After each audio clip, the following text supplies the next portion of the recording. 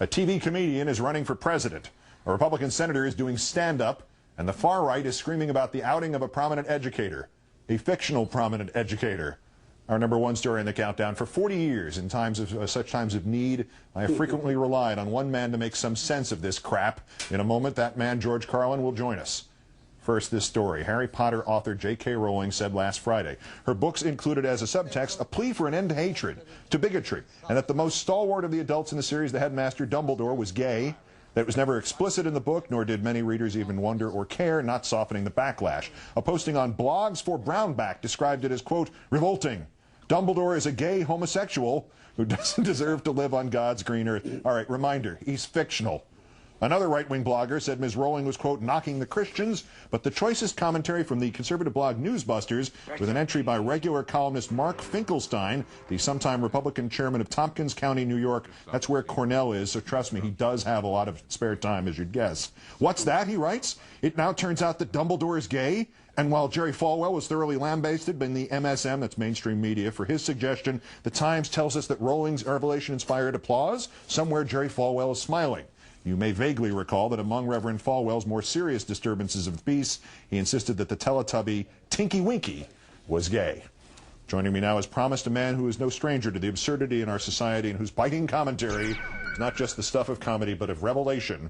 His recently released career retrospective, George Carlin, All My Stuff, includes 12 HBO specials spanning 3 decades. George Carlin, pleasure to have you here. Thank you. This is the best news show ever. I told that to one of your producers, and I want you to know that. I've seen them all, and it's just, especially the first 35 minutes. Thank you, sir. It's just unparalleled. I got bad news. Between you and I, we got 6 minutes to completely screw that into the ground. Okay, right? That's good. Dumbledore, yes. Jerry Falwell, yeah. Tinky Winky. I'm missing something on why gay, non-existent characters are so important. Don't these professional Christians have something to do during the day? I mean, isn't there? Didn't Jesus leave instructions how to plan your day? Something constructive? Didn't he kind of help people? Didn't he, look out for the afflicted? To use half of A.J. Liebling's quote, to right. Comfort the afflicted and afflict the comfortable to complete it. It just seems that they get off on these tangents, you know. And of course the homosexuality and the reading of science fiction, such as the Bible, and giving it the standard of truth. I mean, it would be cartoonish if it weren't, dangerous to some people. All right, and leading people to establish theocracies and go to war and all the rest of that. Yeah, and instilling guilt and shame and fear in people. There's a Republican poll out that says that Stephen Colbert is 5th among Democrats. They surveyed 1,000 people who, I don't know, like Republicans or whatever the polling was. But is there a period of time, have we gotten there? Because Mencken predicted that eventually we'd actually elect the dumbest guy in America. Are we going to someday elect a satirical president, a guy who really has no intention of having he's doing it as a sales tool for something else? Well, we're working on it. Yeah. I mean, we did elect something of that nature in 2000 and 2004, if you want to look at it from a long distance. If you're up close, it may not be that. I was around in 1960 when Professor Irwin Corey ran for president. And I was around in 1968 when Pat Paulson ran for president. And I think Larry Flint had a go at it there.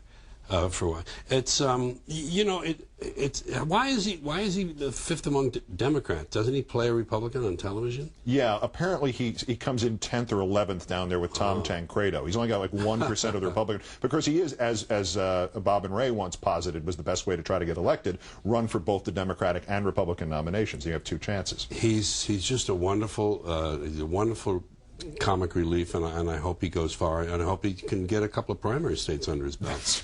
We really upset this thing. The reverse of Colbert, I want to play you this clip. It's Senator Arlen Specter and a story that he says his colleague's father used to tell. Play this thing. Dan's mother and I have sex almost every night. We almost have sex on Monday. We almost have sex on Tuesday.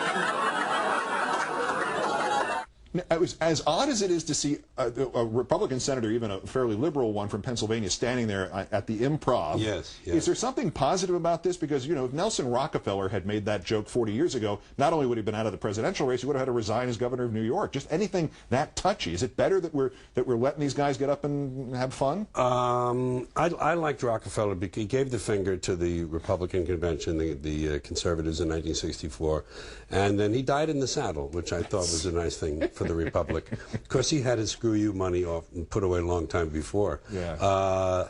I think that's a great joke that Spector told. I was waiting for Phil Spector. I wasn't sure. Either Spector might have been okay for me. Yeah, well, Phil is no longer involved in the government. Well, not directly, anyway. No. Now he's being pursued by the government. Right. I mentioned Bob and Ray. Those were my heroes when I was a kid. At the height of Watergate, I got to interview them, and I said, you know, why don't you do, because they'd gone after McCarthy in a limited way, but a very effective way. So why didn't you do more political humor? And Ray Goulding said, how could we make that funnier? Yeah. Do you feel that way about President Bush? Well, I use the sledgehammer. I don't bother with the rapier on Bush. And I don't really do a lot of political humor, but I have some glancing blows in the current show that I'm developing. And one of them is the reference to him as Governor Bush and the fact that I will always think of him, no matter where they hang his portrait, no matter where they put his statue. That's what he is. He's Governor Bush, because that's the last elected office he held legally in this country. So I like moving in and really hurting them. Yeah. I don't like this, let's be cute and let's be clever. I like smashing them. That's the only way to take care of them. The other day, and speaking of smashing things, I quoted in this newscast, first item in the newscast, the 7 words you can't say on television, the story of them, and the fact that everybody forgets that the first part of that story is the guy who had his phone tapped and would answer the phone, bleep Hoover. Yeah. We're back there. How did we get back to the same position that we were when you made that joke originally in the 70s? You're talking about wiretapping and spying on people. Yeah. Well, I don't know that we ever really left. See, I don't think that Frank Church committee really did any good. I don't think all of these reforms. I think power does what it wants. Power does what it wants, and now they're just more naked about it. Now they just put it right out front and say, "This is what we're doing to you folks." It's you know, this country's finished. It's been sliding downhill a long time. And everybody's got a cell phone that makes pancakes, so they don't want to rock the boat. They don't want to make any trouble. People have been bought off by gizmos and toys in this country, and no one questions things anymore. Seriously, that's what I love about your show. I mean, you bring the thing right to them, and that's the only way to do it. If you do, as you know, if you got the platform and you're not doing something with it, you might as well have a trained monkey out here. You know. The one and only George Carlin. The retrospective is called George Carlin, All My Stuff, on DVD. Go buy it. A pleasure having you here. Thank you, sir. I really appreciate it. That's Countdown for this, the 1,637th day since the declaration of mission accomplished in Iraq. Our coverage continues next with MSNBC Live with Dan Abrams. From New York, I'm Keith Olbermann. Good night and good luck.